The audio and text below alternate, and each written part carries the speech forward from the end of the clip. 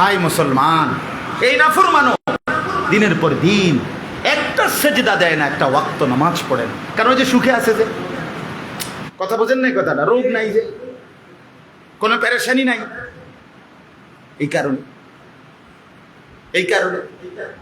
ওয়াইদা মাসসাহুল খায়রু মানুআ।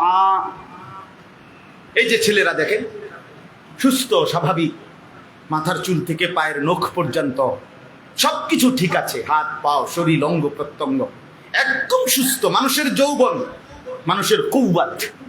কোরআনে আল্লাহ বলছে যৌবন কালটাকে বলা হয়েছে কুওয়াতান, শক্তি।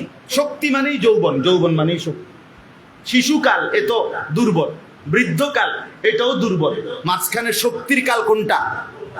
যৌবন কাল। তো শক্তিটা তো আল্লাহ বলেন আমি দিছি। সুম্মা জাআলা মিন বাদি দুফিন কুওয়া, আমি আল্লাহ দুর্বল বাচ্চাকে আমি রব্বুল আলামিন শক্তি সঞ্চার করেছি, আমি যুবক বানিয়েছি, আমি কিশোর তরুণ বানিয়েছি।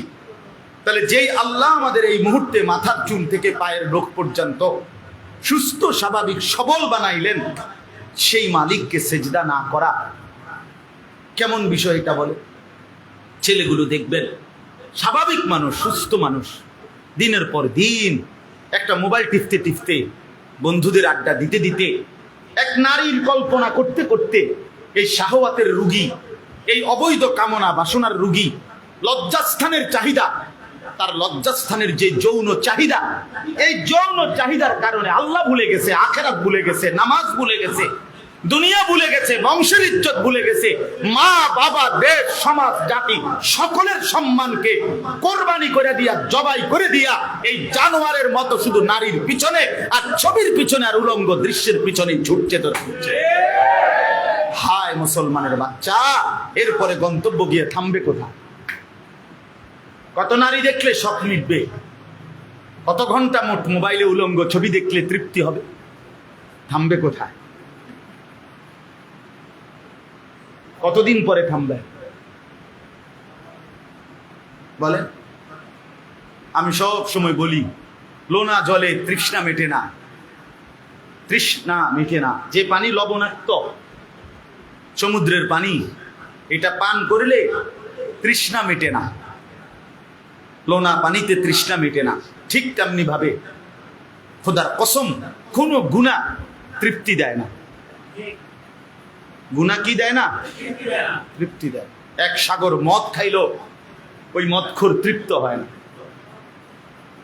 সারা পৃথিবীর সমস্ত নারী উলঙ্গ দেখলেও ওই জন্তুর তৃপ্তি হয় না, সে আরো দেখতে চায়।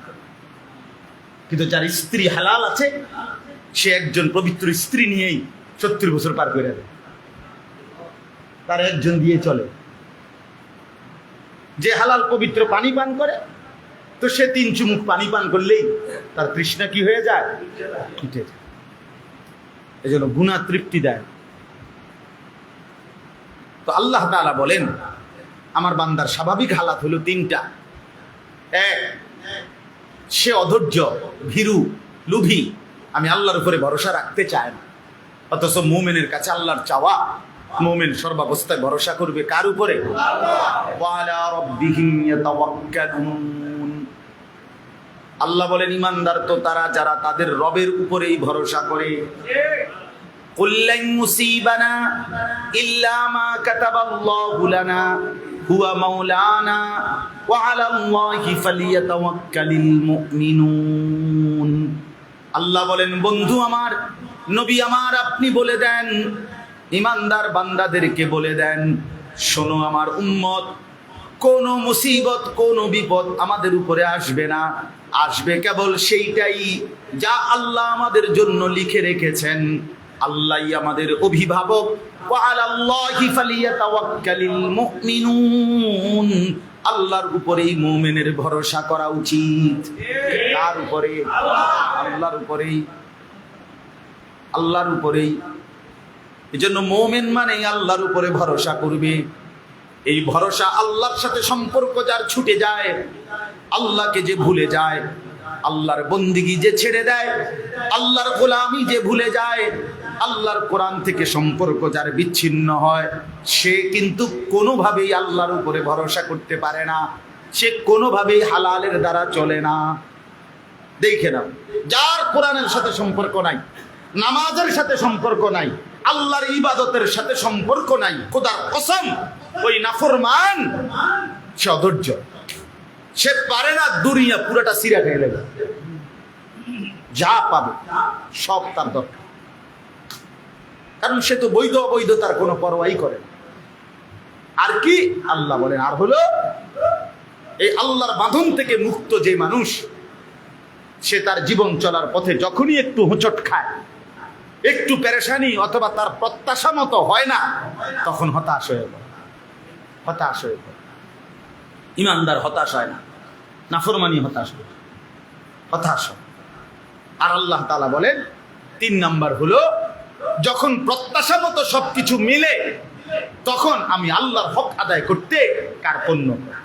তখন আর নামাজেরও টাইম নেই, যাকাতেরও টাইম নেই, হজ্জেরও টাইম নেই, আল্লাহর হুকুম পালনের টাইম নাই, আল্লাহর রাস্তায় খরচ করারও মানসিকতা নাই, সময় নেই, সময় নেই। আপনি বলবেন সময় নেই, নামাজের টাইম নাই, আল্লাহর রাস্তায় দাওয়াত ও তাবলীগের মেহনতে একটু সময় দিবেন না, টাইম নেই, ওলামায়ে কেরামের কথা শুনবেন না, টাইম নেই।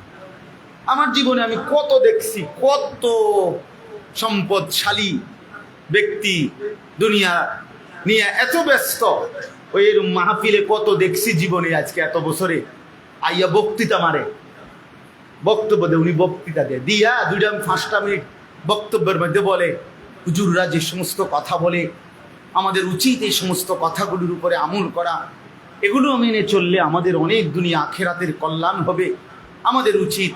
তো আচ্ছা ঠিক আছে, আপনারা মনোযোগ দিয়ে শুনেন, আমার একটু ব্যস্ততা আছে, আমি একটু যেতে হচ্ছে। আরে মাতব্বর রে, আপনার একটু ব্যস্ততা আছে, আপনাকে যেতে হচ্ছে, আপনি কি আর কোনোদিন কবরে যাইতেন না? না, আপনি মরতেন না, আপনার আখেরাত লাগবে না, আপনার আখেরাত লাগবে না, বুঝলেন? আমাদেরকে বোকা মনে করে সাধারণ মানুষদেরকে, যে এই সমস্ত গুলো সাধারণ লোক, তো এরা মোল্লা মুন্সির কথা শুনুক, আমরা এগুলো শুনবার টাইম আছে? আমি কয়েকবার বলছি এই কয়েকদিনে, যে বারবার উলামায়ে কেরামকে, মসজিদের খতিবকে, এই যখনই কোনো দুনিয়াদার, সম্পদশালী, ক্ষমতাওয়ালা, এরা বারবার উলামায়ে কেরামের জবানকে আটকায়া বারবারই বলতে চেষ্টা করে, হুজুর এই কথা বলবেন না, ওই কথা বলবেন না, রাজনীতির কথা বলবেন না, এটা বলবেন না, ওইটা বলবেন না। এই মানুষগুলো প্রতিবার উলামায়ে কেরামের কথা মুখ বন্ধ করে দেওয়ার কারণেই এই বদনসিবরা শুনতেও পায় নাই যে কোনটা হালাল, কোনটা হারাম, কোনটা উচিত, কোনটা অনুচিত। যদি উলামায়ে কেরামকে কোরআন সুন্নাহর আলোকে দেশ, জাতি, রাজনীতি, রাষ্ট্র, ক্ষমতা, সমস্ত ব্যক্তিবর্গের কথা, প্রত্যেকের ভালো মন্দ, দোষ ত্রুটি ধরে দেওয়ার সুযোগ দিত আর শুনতো, গ্রহণ করার মানসিকতা থাকতো, তাইলে দুপুর 2:30 বাজে আর ভাগার দরকার হইতো না, তাইলে আর ভাগল লাগতো না, ভাগার দরকার হইতো না। কণ্ঠরুদ্ধ করে দেওয়ার কারণে ভাগতে হয়েছে। হ্যাঁ, আপনাদের আমাদের ব্যক্তিগত জীবনেও যেমন আল্লাহর কথা শোনা দরকার, রাষ্ট্রীয় জীবনেও আল্লাহর কথা শোনা দরকার, দরকার না? কোন ঘরের মধ্যে যেমন আল্লাহর কথা কি এটা জানা দরকার, কোন রাষ্ট্রের মধ্যে তো আল্লাহর কথা কি সেটা শোনা দরকার। এটা না, এটা কোন যেত না, মোল্লারা কইতে পারতেন না, এটা বলতে পারতেন না, ওটা বলতে পারতেন না, ওটা বলতে পারতেন। একবার আমার এক মাহফিলে একবারে কাগজে লিখে দিছে কি কি বলা যাবে না। এরপরে আমি বলছি উনারে, আঙ্কেল মনে কিছু নিয়েন না, যেগুলো লিখে দিছেন এগুলো ছাড়া কোরআন, ও নিচে এরপরে লিখছে কোরআন সুন্নাহর আলোকে কথা বলেন, এডি বাদে। তাই বলছি এইগুলো বাদে কোরআন সুন্নাহর আলোকে কথাগুলো কি সেটা একটা স্যাম্পল আমনে 10টা মিনিট আগে একটু নমুনা স্বরূপ আমারে বলেন, পরে আমি এটির ব্যাখ্যা করবো, আমনে কইয়া দেব। বুঝেন নাই কথা? আমনে বল, আমরা কি আর এগুলো জানি? তো আপনি এগুলো লিখছেন কেন? এই জীবনভর ফাইজলামি করতে করতে, মস্কারি করতে করতে এরপরে গিয়ে আটকায় গেছে। আর যখন আটকাইছে তখন আর কিচ্ছু নাই, নাই তো নাই কিছুই। আখাযনাহুম বাগতাতান ফাইদা হুম মুবলিসুন। আল্লাহ বলে, বান্দা আমার দুনিয়া পেয়ে যখন অহংকার শুরু করে, খোদার কসম, কোরআনের আয়াত, আল্লাহ বলেন হাত্তা ইযা ফারিহু বিমা উতু, আমি যখন কোন নাফরমানকে দুনিয়া দেই, দুনিয়া পেয়ে যখন সে খুশিতে অহংকার করে, তো আখাযনাহুম বাগতাতান, আমি হঠাৎ ধরে ফেলি, ফাইদা হুম মুবলিসুন, তখন একেবারে হতাশ হয়ে পড়ে। ফাকুতিয়া দাবিরুল কওমিল্লাযীনা যালামু, আল্লাহ বলেন আমি তখন জালেমের, আমি তখন সীমা লঙ্ঘনকারীর লেজ সুদ্ধা গোড়া সুদ্ধা কেটে দেই। আলহামদুলিল্লাহি রাব্বিল আলামিন, আর সব প্রশংসা শুধুই আমি আল্লাহর। কার? আল্লাহ। চলেন এবার তিনটা বিষয় তাহলে বুঝলেন। এক নাম্বার হলো মানুষের স্বাভাবিক তবিয়ত হলো মানুষ লোভী। দুই নাম্বার হলো মানুষের স্বাভাবিক তবিয়ত হলো মানুষ নিজের প্রত্যাশা মতো যখন কিছু না পায়, হোঁচট খায়, ধাক্কা খায়, বা একটু বাধাগ্রস্ত হয়, তো কি হয়ে পড়ে? হতাশ।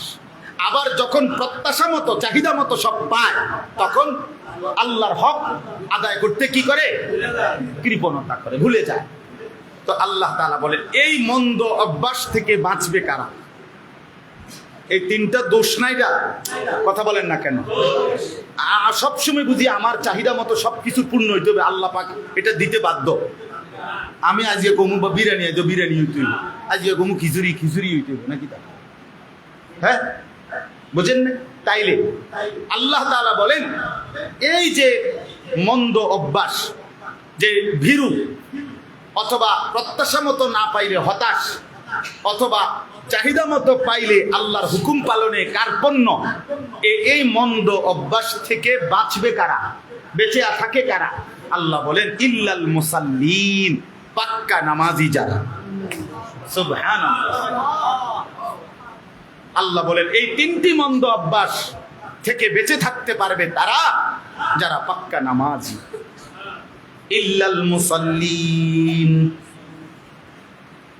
আল্লাহর উপরে ভরসা হারিয়ে ভীরুতা, কাপুরুষতা অথবা লোভীর জিন্দেগি থেকে মুক্ত থাকবে তারা পাক্কা নামাজি যারা। প্রত্যাশা মতো যা পায় নাই, হতাশ হয়ে না হয়ে আল্লাহর উপরেই ভরসা ধরে রাখা, এই রকম বন্দিগি, এরকম জিন্দেগি হবে তাদের পাক্কা নামাজি যারা। আবার সব সময় যখন যা আল্লাহর ইচ্ছায় মিলে, তাতে আল্লাহর হক, আল্লাহর প্রাপ্য আদায় করবে তারা পাক্কা নামাজি যারা। কথা বুঝছেন? তাহলে নামাজি বান্দা যে, পূর্ণ নামাজি যে, সে উভয় অবস্থাতেই বোঝে যে আমাকে আমার চাহিদা মতো যদি মিলে তাইলেও আমার আল্লাহ, আমার চাহিদা মতো যদি নাও মিলে তাও আমার আল্লাহ। আমি আমার আল্লাহর উপর থেকে ভরসা হারিয়ে, নির্ভরতা হারিয়ে, আমি দুনিয়া নিজের দায়িত্বে নিয়ে নিজের সংসার, পরিবার, ঘর, ফ্যামিলি, ছেলে মেয়ে, দেশ, কোনো কিছুতে আমি আমার সমাধান করতে পারবো না। ওয়া ইয়াকা নাস্তাঈন, আল্লাহ বান্দাকে শিখাইছে, বান্দা 5 ওয়াক্ত বলবা যে আল্লাহ আপনার কাছেই সাহায্য প্রার্থনা করি। কার কাছে? এই নামাজ। নামাজের মধ্যে এই সিফাত আসে। নামাজের মধ্যে 20 বছর ধরে আমার সন্তান হয় না, তো এরপরও কি আল্লাহর উপর থেকে ভরসা ছেড়ে দেওয়ার কোনো সুযোগ আছে? তাহলে এটা মুমিন বুঝে, ইমানদার এটা বোঝে যে আমি যদি কোনোদিনও অভাব আমার দূর নাও হয়, তারপরও আমি আল্লাহকে ছাড়বো না। আবার আমি যদি সুখেও থাকি, তাইলেও আমি আল্লাহকে কি করব না। নবী সাল্লাল্লাহু আলাইহি ওয়াসাল্লামের হাদিসের মধ্যে আছে, নবীজি আল্লাহর কাছে দোয়া করতেন, আল্লাহ আমি এমন একটা জিন্দেগি চাই, এক বেলা পেট ভরে খাবো, আপনার শুকর আদায় করব, আরেক বেলা উপাস থাকবো, আপনার জন্য ধৈর্য ধরব, আপনার জন্য সবর করব। কারণ হইল শুকর করলেও জান্নাত, সবর করলেও জান্নাত। বান্দা যদি পেয়ে শুকর করে তাইলে কি? জান্নাত। বান্দা যদি না পেয়ে সবর করে তাইলেও কি? জান্নাত। আল্লাহ থেকে তো ছেড়ে দেওয়ার সুযোগ নেই, আল্লাহর কাছ থেকে নিজেকে মুক্ত রাখার তো সুরত নাই ভাইয়া। আমার বাপ এই যে কয়জন মুসল্লি আমরা আজকে বসলাম, যে কয়জন নওজোয়ান ভাই বসলা ভাইয়া, এইখান থেকে স্পষ্ট হইল মানবীয় বদভ্যাস, মানুষের সৃষ্টিগত যে মন্দ অভ্যাস, এখান থেকে যদি কেউ মুক্তি পেতে চায়, খোদার কসম আল্লাহ বলছে তাকে নামাজি হইতে হবে, নামাজি হইতে হবে, নামাজি হইতে হবে। আল্লাযীনা হুম আলা সালাতিহিম দাঈমুন, আল্লাহ বলে শুধু নামাজি না, বরং দায়েম নামাজি, অর্থাৎ সদা সর্বদা যারা তাদের পুরা জিন্দেগি নামাজের উপরে চালু রাখে, দায়েম রাখে, সর্বদা চালু রাখে, এমন প্রিয় বান্দাই বিপদেও হতাশ হয় না, সুখেও আল্লাহকে বলে না। কথা বুঝছেন না? সর্বদা নামাজি। তাহলে নামাজি হইতে হবে কখন? সর্বদা। বলেন না কখন? কখন? সর্বদা। মানে প্রত্যেক শুক্রবার, প্রত্যেক শুক্রবার একটা 25-এ মসজিদে ঢুকবে, একটা 38-এ মসজিদে বাইরে, 2 রাকাত নামাজ, 2 রাকাত নামাজ পড়ার মধ্যেও গরিব দিকে চাইছে 18 বার। আর দরজার ওইখান থেকে পিছনে বাহিরে, মসজিদের বাইরে ইবলিস শয়তান তারে শিক্ষাটা ডাকতেছে, আরে তোর মতো বেটা হচ্ছে এতক্ষণ মসজিদে বইয়ে থাকি না, না তাড়াতাড়ি বাইরে বেটা, তাড়াতাড়ি বাইরে বেটা। ইমাম সাহেব সালামটা ফিরাইতে দেরি জুমার নামাজে, পরে এমন কিরমি কামড় দেয়, বুঝেন না কথা, ফেরটা সাথে সাথে ইবলিসের ডাকে মসজিদ থেকে বাইরে। নয়তো 4 রাকাত সুন্নতে মুআক্কাদা, ইমাম সাহেবের প্রথম কাতারের বয়স্ক মুসল্লি, তারা যে বছরের পর বছর পড়ে, তারা বেকুব দেখে পড়ে না।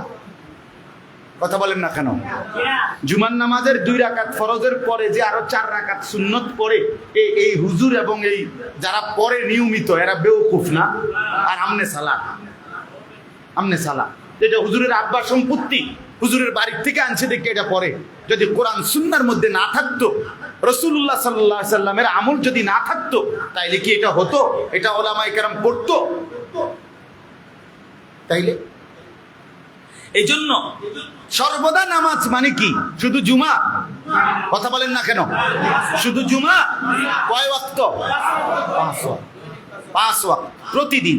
হাকিমুল উম্মত মুজাদ্দিদুল মিল্লাত হযরত মাওলানা শাহ আশরাফ আলী থানভী রাহমাতুল্লাহি আলাইহি বলছেন, সুবহানাল্লাহ, দারুণ কথা বলছেন হযরত থানভী রাহমাতুল্লাহ বলছেন, কোন ব্যক্তি একটি নেক আমল করার পর যদি পুনরায় সেই নেক আমল আবার করতে পারে, তাহলেই প্রমাণ হয় পূর্বের নেক আমলটি কবুল হয়েছে।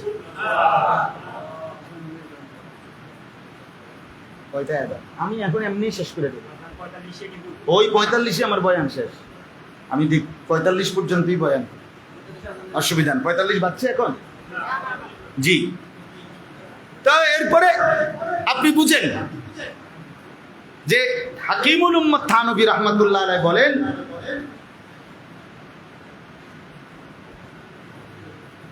আপনার থানভী রাহমাতুল্লাহ আলাইহি বলছেন, একটি আমল কবুল হওয়ার পরে এটার প্রমাণ যে আল্লাহ তাআলা তাকে পুনরায় ওই আমলটি করার তৌফিক দেন। এই জন্য যার ফজর কবুল হয়েছে, আল্লাহ তাকে জোহর পড়ার তৌফিক দেন। যার জোহরের নামাজ কবুল হয়েছে, আল্লাহ তাকে আসর পড়ার তৌফিক দেন। যা একবার সুবহানাল্লাহ বলছে, তো আল্লাহ যখন এটা গ্রহণ করে, তো দ্বিতীয়বার বলার তৌফিক দান করেন। তাহলে এই যে যারা মুসল্লিগুলো শুধু শুক্রবারে 2 রাকাত জুমার নামাজ পড়ে, এই বেড়া এই বেড়া যে এই দিনকার আসরও পড়ে না, মাগরিবও পড়ে না, ফজরও পড়ে না, এইতে বেটার জুমার নামাজের কি দশা? কাকা আমরা বুঝি না, আমরা কি চিরা খাই? দোস্ত তোমরা যারা চালাক, হ্যাঁ, চুলের কেবল পিছনের দিকে ফিরাইলেই বুদ্ধিমান, হ্যাঁ, মানুষের বেডি চাইলেই চালাক, হ্যাঁ, মোবাইল টিপতারলে চালাক, হ্যাঁ, আব্বাই কিছু বলে না, মায় কিছু বলে না, গ্রামের কেউ কিছু বলে না, তুমি মাস্তানি করো, মাতবরি করো, অহংকার করো, পাগলের মতো ছাগলের মতো হাঁটো, তোমারে কেউ ডাক দেয় না, আল্লাহর কথা বলে না, নামাজের কথা বলে না।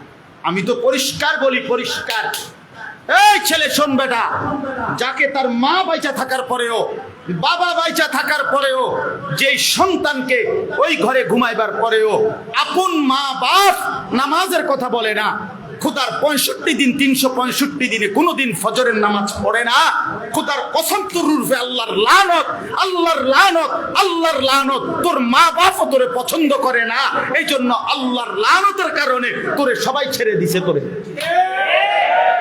খোদার গজব পড়ছে, গজব তোর রূপে আল্লাহর লানত পড়ছে বেটা, তুই বোঝস নাই বেটা, তোর রূপে খোদার গজব পড়ছে। এই জন্য তোরে আর তোর মাও ডাকে না, তোর বাপেও ডাকে না, তোর বংশের কেউ তোরে আর নামাজের দিকে ডাকে না। আমি আমার বাচ্চাটাকেও ডাকি, আমি আমার বেবিকেও ডাকি, আমার 7 বছরের বাচ্চারও আমি ফজরের নামাজে তুইলা ওযু করাইয়া একসাথে বাপ ফুটে নামাজে পড়ি। চলেন আপনি আমার ছেলেরে জিজ্ঞাসা করেন,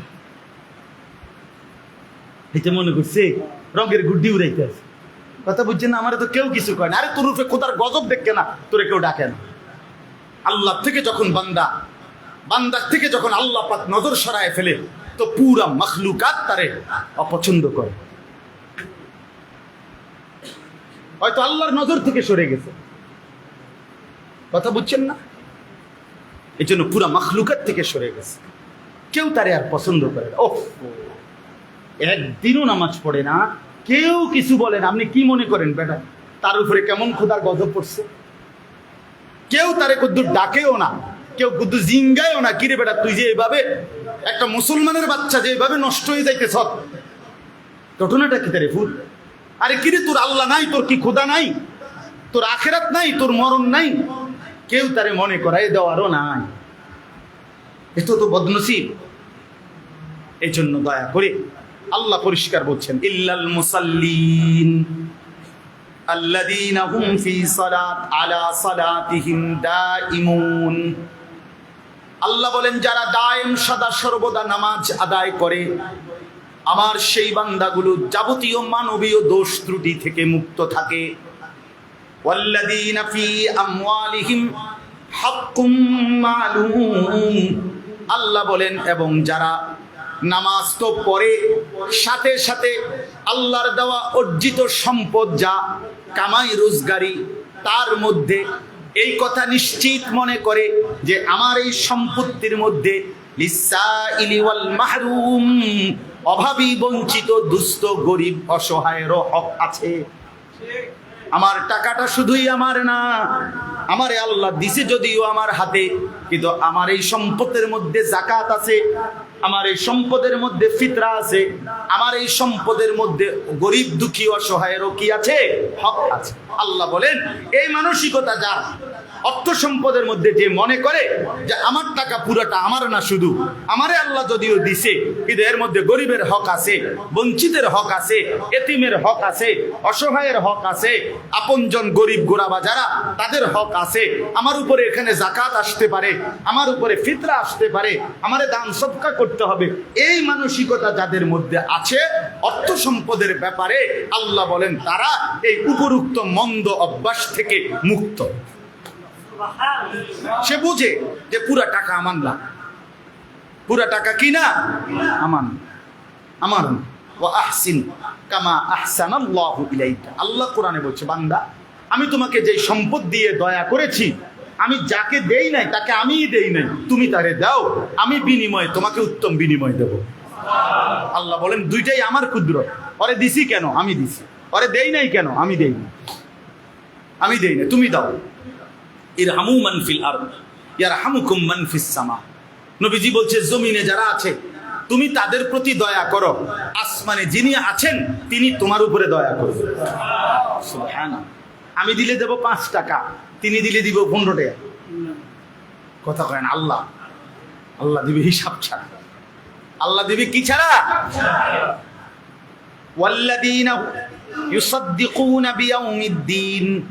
আল্লাহ বলেন যারা কিয়ামত দিবসকে বিশ্বাস করে, ওয়াল্লাযীনা হুম মিন আযাবি রাব্বিহিম মুশফিকুন, যারা আখিরাতের আযাবের ভয়ে ভীত থাকে। ইন্না আযাবা রাব্বিহিম গায়রু মা'মুন, যারা আল্লাহর আযাব থেকে কখনোই নিজেকে নিরাপদ মনে করে না। শত ইবাদত বন্দিগির পরেও যারা মনে মনে ডরে ডরে ভয়ে ভয়ে থাকে, যদি আমার আল্লাহ আমার বন্দিগি কবুল না করে, তাইলে আমার জন্য তো জাহান্নামের আযাব ছাড়া আর কিছুই নাই। আল্লাহ বলেন, এমন ভয় ভয় যেই বান্দা আমি আল্লাহর বন্দিগি ঠিক মতো করে, আমি আল্লাহ ওয়াদা দিলাম, ঘোষণা দিলাম, তারা লোভ থেকে, অধৈর্য হওয়া থেকে, মানবীয় ত্রুটি বিচ্যুতি থেকে মুক্ত থেকে আমার সন্তুষ্টি নিয়েই জান্নাতি হয়ে যাবে। আল্লাহ আমাদেরকে নামাজি হওয়ার তৌফিক দান করেন। আল্লাহ আমাদেরকে আল্লাহর রাস্তায় খরচ করার মতো যোগ্যতা দান করেন। আল্লাহ তাআলা আমাদেরকে আখিরাত মনে রাখবার মতো তৌফিক দান